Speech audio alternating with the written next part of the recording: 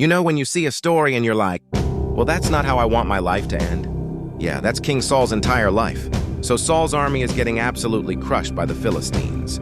It's a complete, total disaster. And the Bible says Saul's 3 sons are killed, including Jonathan, David's best friend. And Saul himself is severely wounded. He doesn't want to fall into the hands of the Philistines, so he begs his armor bearer to kill him. The guy says, no thanks, not gonna kill the king.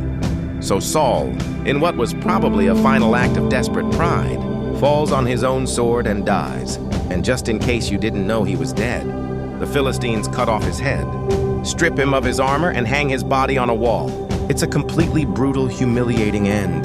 Now you might be thinking, wait, why are we focusing on this tragic story? Isn't this supposed to be encouraging? Glad you asked, because sometimes the Bible shows us what not to do.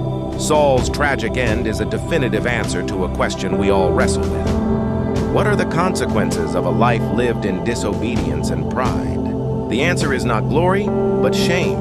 But the story doesn't end there. In a beautiful, poignant twist, we meet the men of Jabesh Gilead. They hear what happened to the king. They remember his kindness. Years earlier, Saul had rescued them from a humiliating siege. So they march all night. They take the bodies of Saul and his sons from the wall, and they give them a proper burial. But why would they do that? You might be asking. Saul was a terrible king, because they remembered his kindness, and in the face of his complete, tragic failure, his one act of kindness was remembered and honored. So what's the application for us? Glad you asked.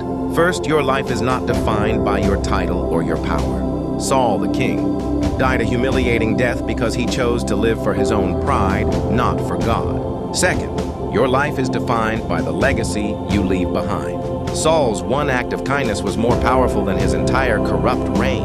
And finally, we do not have to live in fear of God's final judgment. Saul died in his pride, his final act an act of rebellion. But Christ our King died in perfect obedience, so we do not have to live in fear.